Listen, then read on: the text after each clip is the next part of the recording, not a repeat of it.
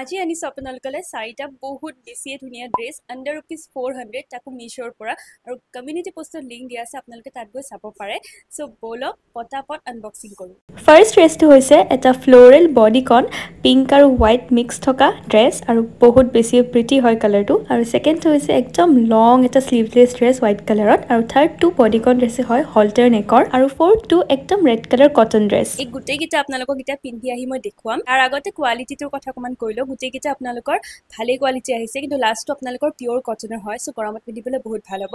এইটো ড্ৰেছ আপোনালোকে স্পেচিয়েল ডেটত নহ'লে বাৰ্থডে পাৰ্টিত পিন্ধিব পাৰে আৰু মোৰ চাইজটো হৈছে এছ গোটেইকেইটা ড্ৰেছৰে আৰু ছেকেণ্ডটো বহুত বেছিয়ে কমফৰ্টেবল গৰমৰ কাৰণে একদম বেষ্ট আৰু স্লিভটো একেবাৰে ধুনীয়া আৰু বহুত বেছিয়ে ভাল লাগিছে পিন্ধা পিছত আৰু 3 নম্বৰটো হৈছে এটা হল্টাৰ নেকৰ গ্ৰীণ কালাৰ ড্ৰেছ দেখিতো মিছ'ৰ যেন লগা নাছিলে ফাৰ্ষ্টত কোৱালিটিটো বহুত বেছি ভাল আহিছে আৰু ফ'ৰ্থটো কটন ড্ৰেছ